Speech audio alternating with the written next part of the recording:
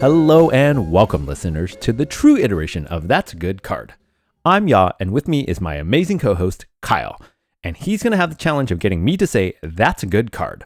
While Kyle will be doing the convincing, I'll be playing the devil's advocate. Now is also a good time to remind you to hit that subscribe button wherever you're listening to us. If you have thoughts that differ from the two of us, leave a comment below and let us know. Or you can suggest the card you think can change the CEDH meta. And don't forget to stay tuned for our favorite closing segment, That's a Good Card? All right, Kyle, let's get started. All right, yeah, thank you so much for the introduction. Now, today's card was recommended to us by one of our Discord community members and friend that we met at Fishbowl 4. Shout out to Wayne, the Boros god. And their recommendation is Disruptor Flute. Ooh.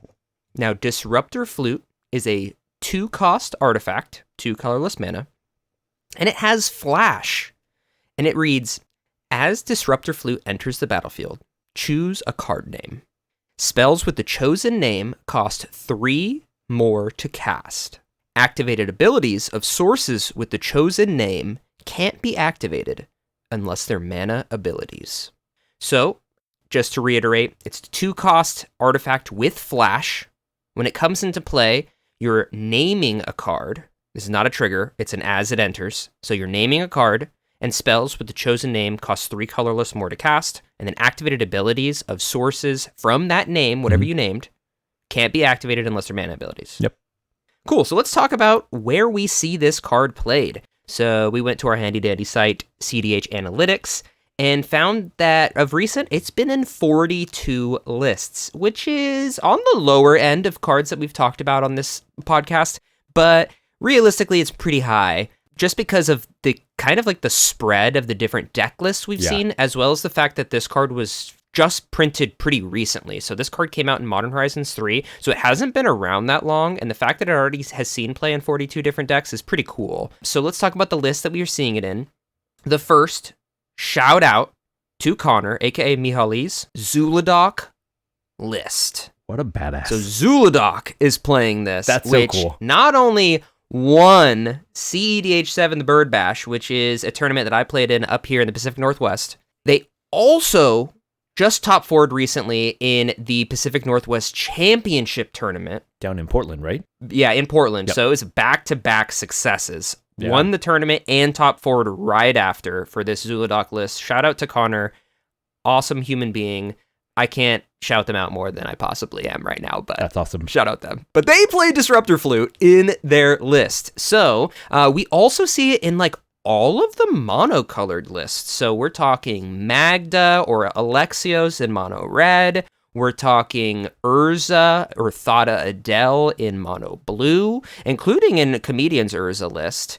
The fact that it's being included in a competitive mono-colored list is pretty sweet. Yep. We also saw it in Heliod in mono-white, as well as Alish Norn in mono-white. So mono-white Stax is enjoying this card. Yeah. And then, interestingly, we see this in Tivit lists, which I thought was kind of cool. And I know that Tivit can be played in multiple kind of fashions. And one of the ways that you can build Tivit is kind of Staxy. You know, you have access to white, which means you have access to all the best Stax pieces. So I thought it was an interesting include in multiple Tivit lists. It wasn't just one. I think it was 3 or 4.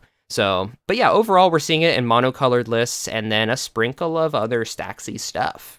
All right, y'all, are you ready for me to get into my main points of why Disruptor Flute is a good card? Let's get after it. So, the first point that I'm making is that it stacks with Flash.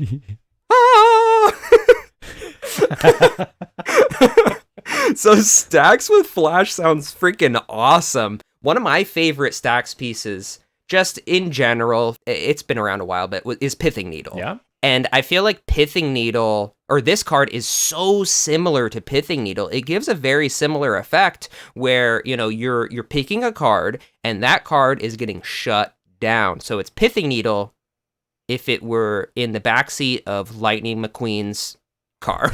Wait, I don't think it's Lightning McQueen's car because he is the car. The car? It's in the backseat of Lightning McQueen? Yeah, there you go. There you go. There you go. Anyway. So I just think that it's an awesome combination of things that we don't see very often. It's an artifact, but it also has Flash.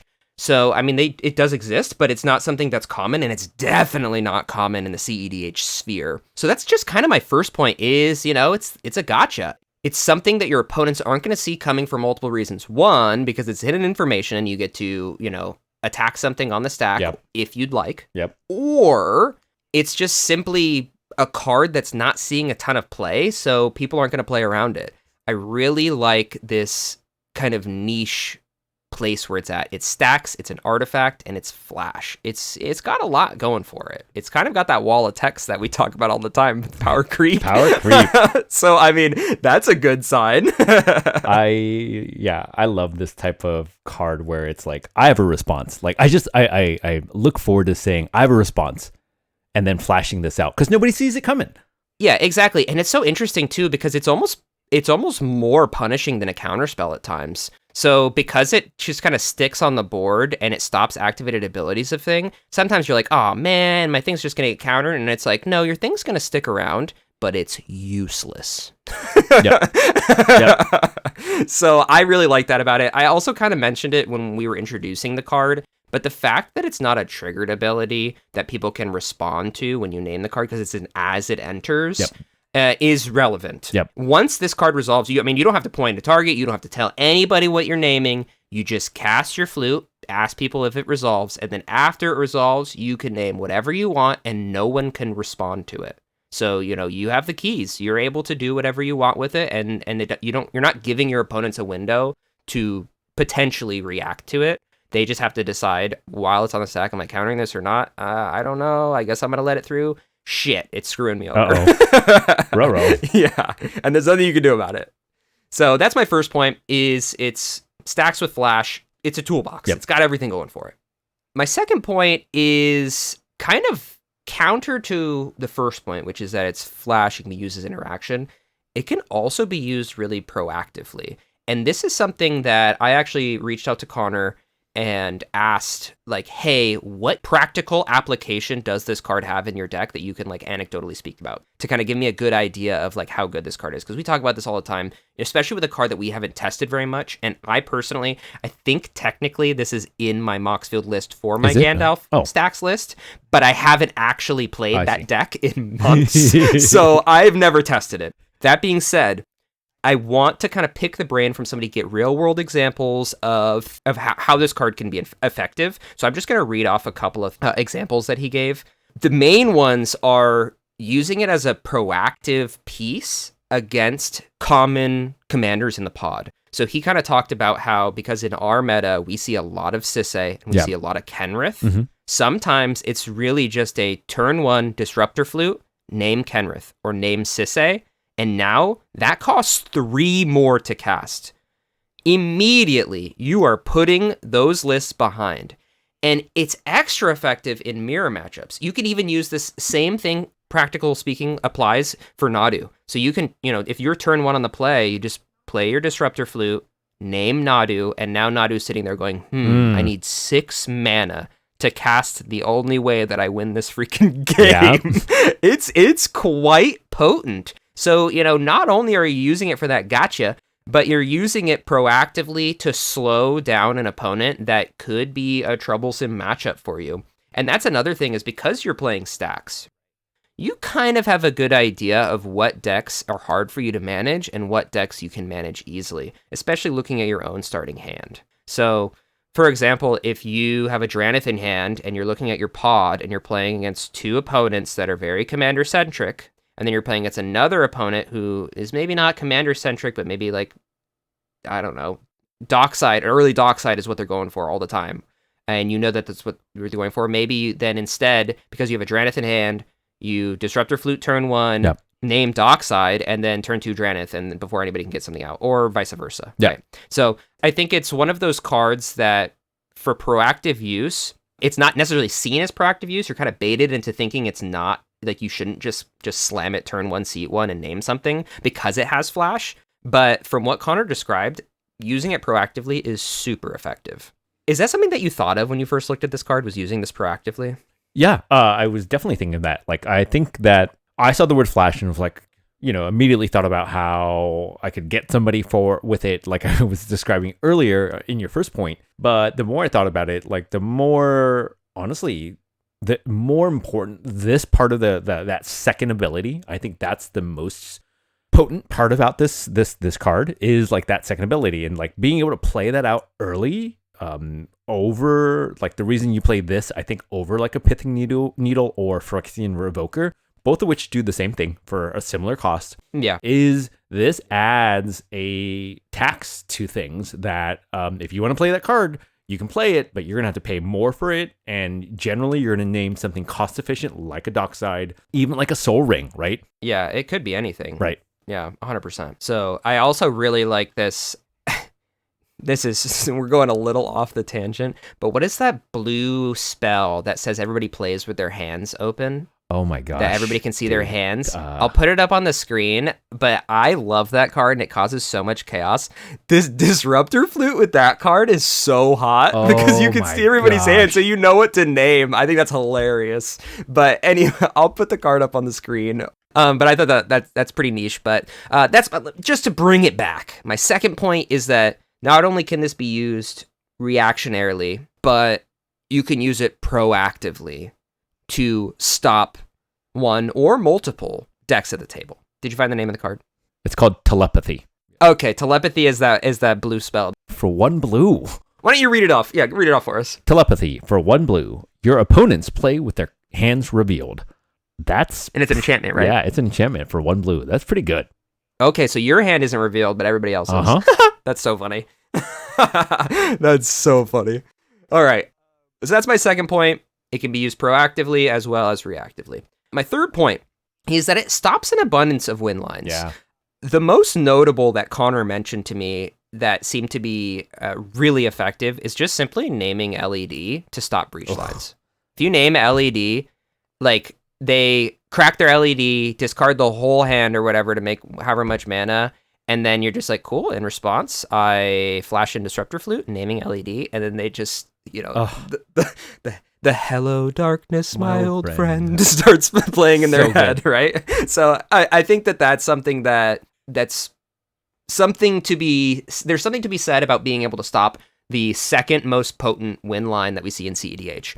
I think also the second point of that is like we're kind of in this meta where there's a lot of commanders that just the win line is the commander, specifically activated abilities from the commander. Yeah. So things like Kenrith, things like Magda, things like Sisay, things like, and I kind of get into the offshoot after, but those three are the big ones in my head. Am I missing any on the activated abilities? I guess Thrasios as an outlet, Kinnan as an outlet. Huge. Like there's a lot of activated abilities that you'd love to stop with this thing. The other thing of note versus Nadu is you can name whatever piece that they present to you that has that equip for 0.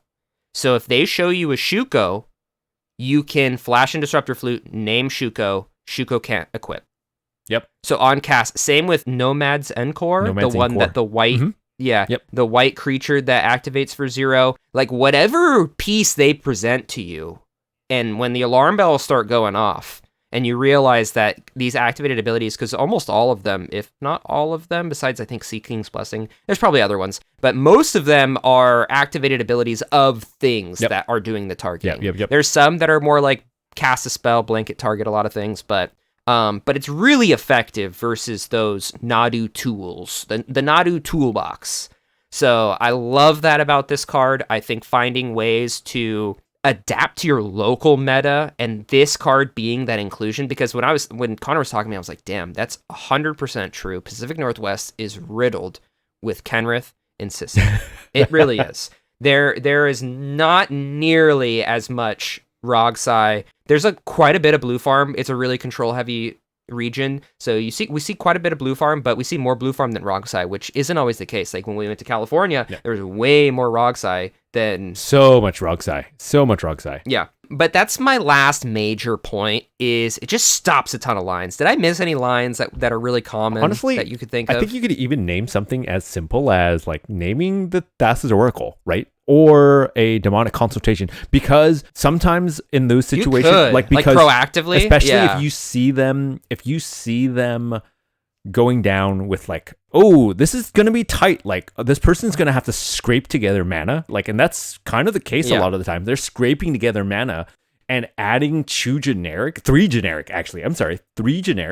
to make Thassa's Oracle 5 to cast, or a Tainted Pact, like just 3 more, can really screw over their line. Like, how many games have you not won because you were missing out on like 1 pip or one mana? I was just 1 mana short. Right. Damn, if I only had 1 mana. Right.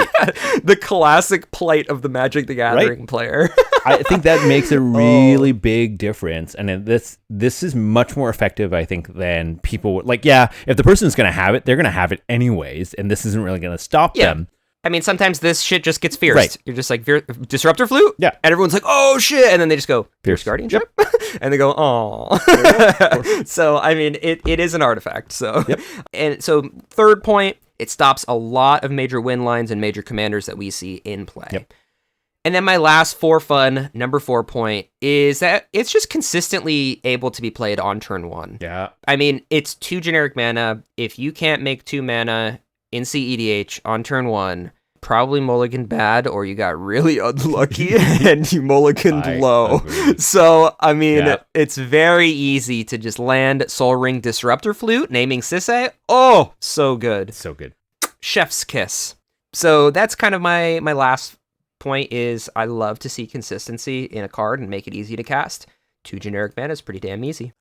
Something that I know some of the comments have been asking for is like, you just pointed out all of the cool main points for why this card wants to be played in the 100 or in the 99 versus like being sideboarded. Yeah. What kind of decks do you think currently would benefit from this card? This is one of those cards that almost any deck that's not turbo can consider. Yep. If the meta, or your local meta, wherever you're playing, if it seems like there's a lot of a certain type of commander, like if you're like, man, every day I go to my CEDH night every week and there's a bunch of Nadus, or there's a bunch of Sisays, or there's a bunch of Magdas, if you're seeing a consistency in the types of decks that you're playing, consider this card. Yep. It's a great tech piece. I know we don't have sideboards in CEDH, but we kind of joke that we have sideboards because, you know, we make changes to our decks so consistently and so often. But I think that this is definitely one of those cards that you can just, like, if you're fed up with how many Sisays you're playing against, or you're fed up with how many Nadus you're seeing, tech this in. Why not? I agree. And again, I'll kind of the big point I took from what you just said was, if you're not in like a turbo deck, right? Like if you're playing mid-range, like obviously if you're playing Stax, you would consider this, but like if you're at all in a mid-range plan, like this can really slow somebody down. Slowing down a Corvold, like naming Dockside, right, and making it 5 to cast is a pretty big deal. Yeah, and just to be clear, if you're playing a Stax list specifically, I think that this is a no-brainer substitute for Pithing Needle, if you're on Pithing Needle at all. So I think that this is an easy swap. If you're playing Stax, there's a couple of weaker Stax pieces that I would play it over. It's hard to say. I don't want to get completely hated out by the Stax players, because although I do play Stax, I'm not up to the hip and currentness of it. But there's certain cards that I was off of a few months back, like Aven Mind Sensor, because it has 1 bud and it's just not as effective. I agree. I would consider playing this over that, but at the same time, Oppo effects are pretty dang good, so... but anyway, I like that we're kind of talking about cards that we would play it over, but I think it's very clearly better than Pithing Needle, in my opinion. But yeah, that's about it. The only time I guess it wouldn't be is actually in my Gandalf list, because Gandalf gives everything flash, so I don't even have to worry about that. But to be honest, I'll probably play both. I think I am on both, so... All right, y'all. I've kind of gone way over in terms of the time talking about this card. Obviously, I'm very excited, and I think it's a really good card. Let's get into your downsides. All right, things to consider if you're thinking about putting this in, and before you do so, I think the first downside is, you mentioned Pithing Needle, so I'll bring it up. Pithing Needle only sees about 1.34% a share in the meta, right? So I think it was like 100, under 150 decks that are actually playing this. Oh wow, like, list. Was it really over 100? Yeah, it was actually over like actually it was like surprising. 140, I think, is what I saw when I looked this up earlier. So 1.34% of the meta. So I think that like the reason we're not seeing it and like this card isn't like widely played is Pithing Needle, right? The card that we both mentioned doesn't see that much play to begin with. It isn't an effect that a lot of decks kind of look for, I guess, is what I'm trying to say here. And if you're not playing Pithing Needle already, then that's probably why you're not considering a card like this. Or another card that shares a lot with this as well, as both of these cards, is a card called Phyrexian Revoker. That card actually sees the most play out of these three. It sees 2.24% of the meta. And again, I think that's probably mainly because of Kinnan. I believe I have this in my current Kinnan list that I haven't touched in forever. But like this is a card that you can potentially flip into and like kind of the same idea, like kind of a gotcha. Like you're going to name it so that you can shut down an opponent's like Thrasios or whatever it may be, a Sisay. We should read Pithing Needle for the listeners. Pithing Needle is an artifact as well, but it's one cost, so it's half the cost of Disruptor Flute. It's an artifact that says, as Pithing Needle enters the battlefield, choose a card name. Activated abilities of sources with the chosen name can't be activated unless they're mana abilities. So it's basically the same thing, but it doesn't have flash, and it doesn't have the proactive things cost 3 more. Phyrexian Revoker is the exact same thing. It's just 2 cost artifact creature. It's a 2/1 body, same ability. So those are the ones that we were talking about. Yeah, and my first point is, again, just to kind of reiterate, is there are already kind of like similar effects, right? And taxing abilities, things that also tax just like spells that you would cast. And we are seeing less and less of those in the meta as the meta kind of moves faster. And so I think in the current meta, that's why we're not seeing cards like this. And this is why a card like this isn't considered more of. And so if you're not on it already, I don't really see you kind of wanting this kind of effect in your deck to kind of begin with. And then in the second part is like I wrote down better options available for most decks. And I think what I'm trying to say here with this point is, if you're in blue, or I'm just going to say blue, I think the layperson that's kind of considering this card is going to think about it along the lines of a counterspell, right? And that is limited. But if that's how you're kind of looking at this card, it's kind of Stax though. Right, it is. Yeah, it's kind of Stax. It's kind of weird in between because because it has flash, it kind of feels like a counterspell, or it kind of feels like I get what you're saying, but at the same time, I think it's more, that game, what's that game that we used to play where they give you 2 things and it's like, is it more like, is it more like sweet or savory, and then they give you a name and you have to like change the dial. Oh my gosh. It's Wavelength. Yeah! Oh wow. So it's like if we played Wavelength if we put is Disruptor Flute more Staxy or countery? I think it's like 80% of the way towards Staxy. And I agree with you, but I think that for our listeners who are tuning in, like most of them, just like myself and you to begin with a little bit, we had thought about this card as more, we saw that flash and we had thought about it immediately like that thing and interaction. And like, I think most people are going to say there are better options because this is kind of limited in terms of like that type of interaction, right? You're making it more expensive to cast, but like if that person is somehow able to generate infinite mana anyways, then it won't matter, right? And so like a card I brought, I think it was me, was Tsh Tidebinder, right? It kind of is a similar spot without like the flash. I'm sorry, without the Stax. Yeah, listeners, if you haven't seen that episode or listened to that episode, go back, listen to Tsh Tidebinder. That's a good card. And that card only sees about 3% play in like current decks right now. And so these effects are just not kind of sought after right now. And I think that's a really big reason why we're not seeing it, why people are going to be really resistant to it, is because these are just effects that aren't really they're not in vogue. Yeah. And before you go any further, let me read Tishana's Tidebinder for the people. So Tishana's Tidebinder is a creature spell. It costs 2 colorless and a blue, so 3 total mana. It's a creature merfolk wizard for 3. It's a 3/2. Yep. It has flash, and it says when Tishana's Tidebinder enters the battlefield, counter up to 1 target activated or triggered ability. If an ability of an artifact, creature, or planeswalker is countered this way, that permanent loses all abilities for as long as Tishana's Tidebinder remains on the battlefield. So the difference with this card is, 1, it's a 3/2 creature, but it also is targeting triggered abilities, which the other cards that we were talking about don't affect. Right. So Tishana's Tidebinder is real hot versus something like a Dockside.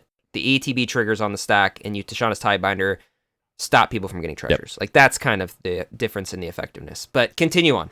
And I'm bringing all these points up to kind of lead myself into my third point of, so these are effects that we don't really see a lot of play. They're not really that desirable. And I think that it's because this is kind of like, and I mentioned this earlier, it's a little bit of a narrow use case. And I think a card like this doesn't see as much play because it isn't a slam dunk OP card. Right, I kind of was looking through a bunch of like comments about this card in both the EDH, like just casual Magic, right? And people were saying like, hey, you may see this in CEDH, right? More play in CEDH because it's a bit too narrow for casual Magic.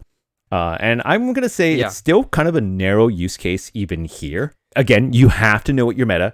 This card requires good meta knowledge of your local meta and tournament meta. You have to be a very intelligent player, understanding timing. You're going to need to know when to play this early. You're going to need to know when to hold on to it to flash it out instead. And I think that cards like this, and I like to bring a lot of cards like this, right? And I read the comments, and people are going to be really resistant to this card because you kind of have to level up to play a card like this, I think. Yeah, you got to get good for this card to be good. I think so. But, I mean, in terms of the knowledge level, like, this is not a beginner CEDH card. And I do think that this card does perform significantly better in CEDH than it would in a casual pod. In a casual pod, you show up and you're like, what the fuck is in your deck?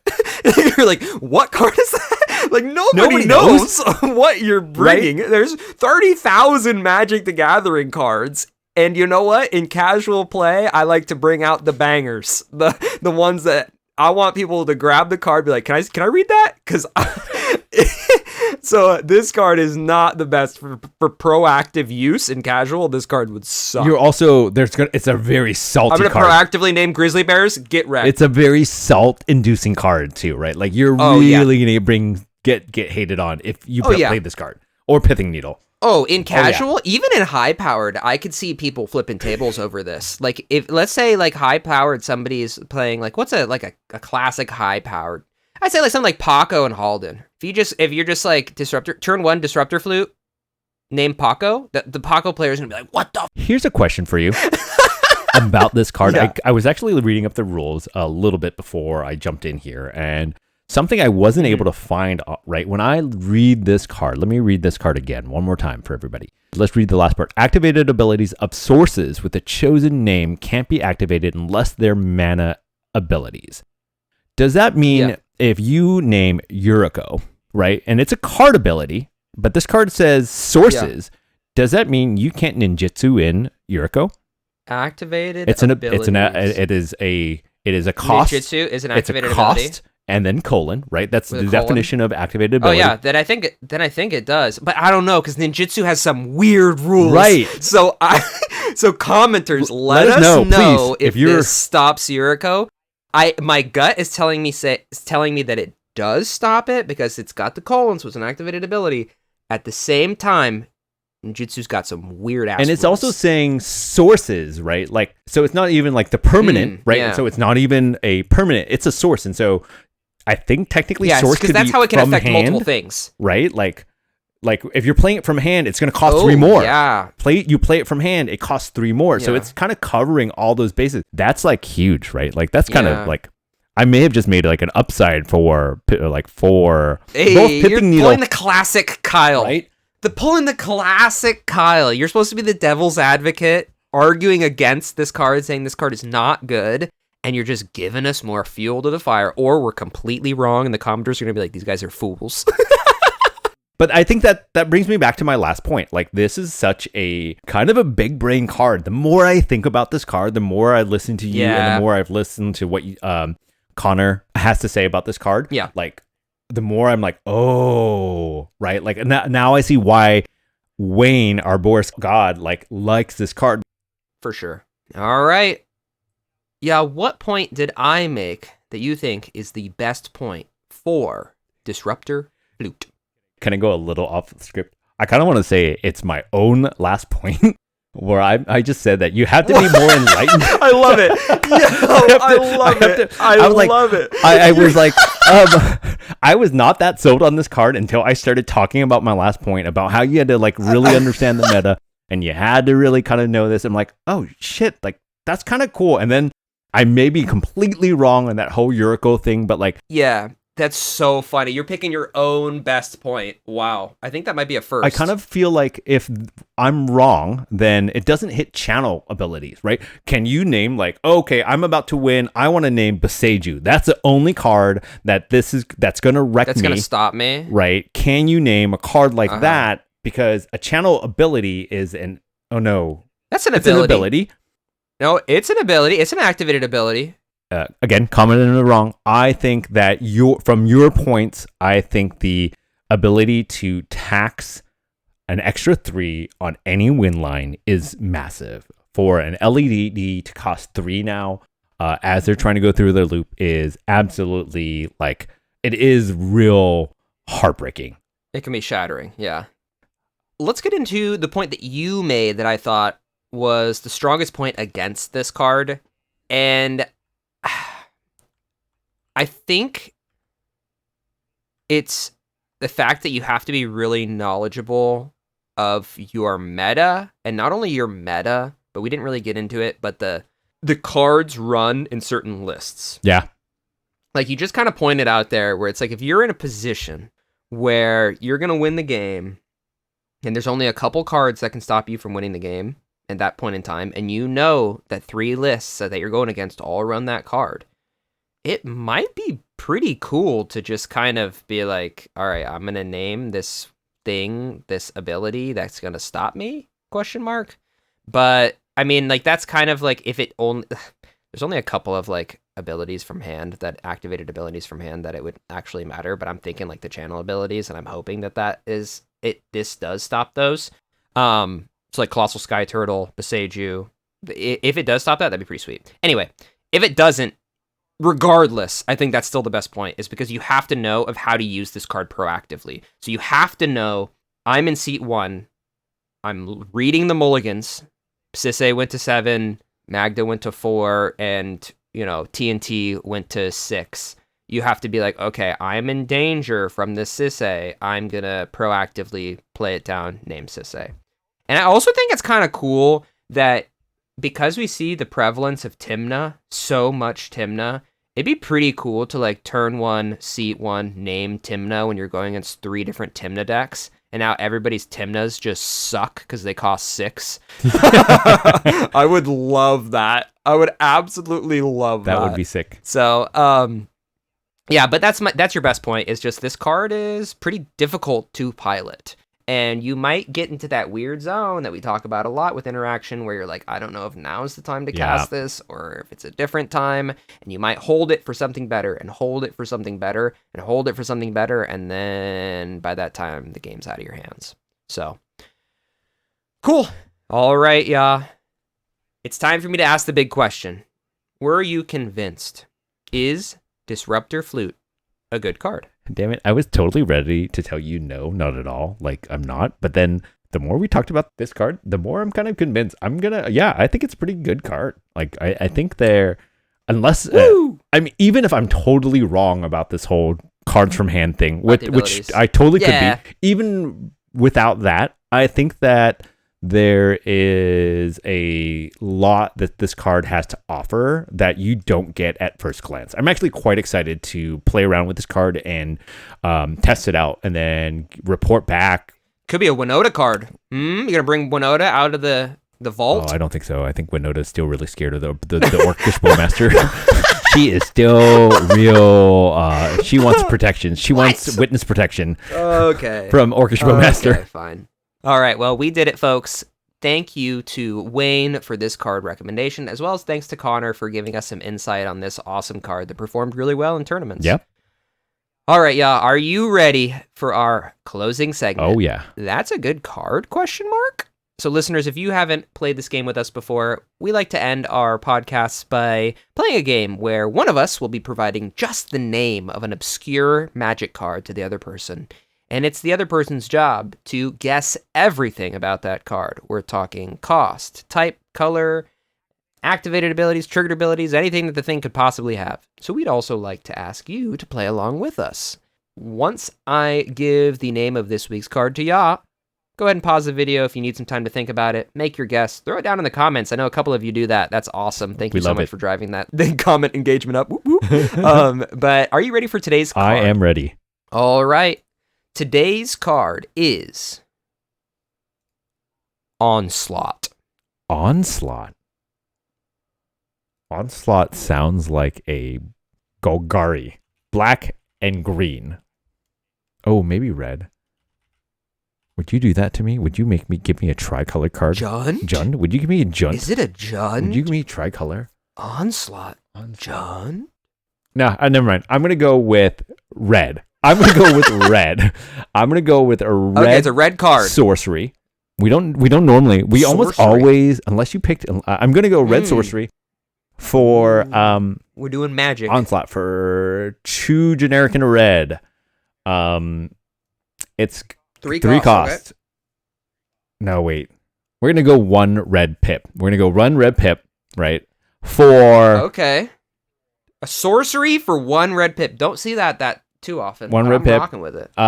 It's just gonna give attacking creatures get +3/+3 trample until the end of turn. Damn. For 1 red. Onslaught. I mean, Magic used to be broken, man. Broken. The most broken card to ever exist. Move over, giant growth. The just flavor gives text +3/+3 for agreed. Okay, what's the flavor text? Is the ground trembled with the oncoming onslaught of orcs. I'm not gonna lie, I tried to think of like orcs. Some like obscure like tribe that I had never heard some of. Some fantastical thing. And then like it's literally just like a massive army of orcs kind of like coming right down down this valley towards these quivering like elves, and like they're about to just clash, kind of like in like Lord of the Rings kind of a scene, right? Like at the Battle of Helm's Deep. Wow, like, coming down Helm's Deep. Yeah. Wow. Picture that. Okay, but it's the bad guys coming down the hill. Onslaught.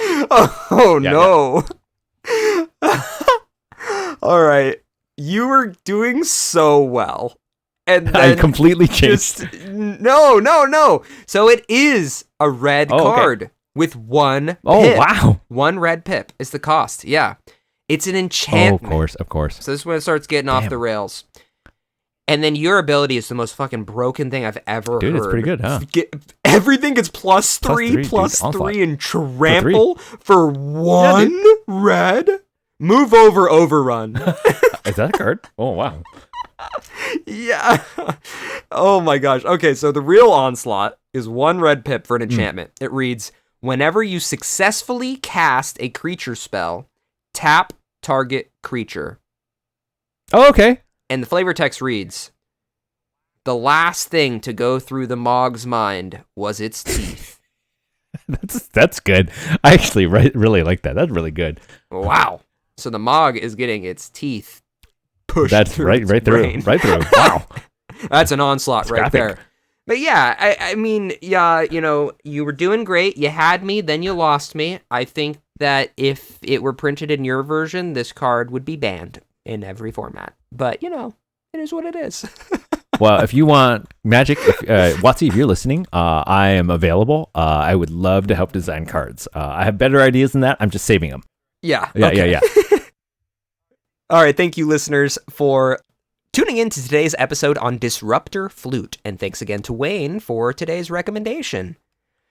Please direct your attention to the description down below for links to our Patreon as well as our Discord. If you want to join our Discord and become a community member, as well as suggest cards just like Wayne, please hop in the Discord, join us, and say hello. Also, in the description, you'll find links to our Linktree, which has all of our links to everywhere we host a podcast, whether it's Spotify, Apple Podcasts, or YouTube. Links will be in the description below. Thank you so much for listening to today's episode, and we will see you next week. Thank you. Bye. Bye.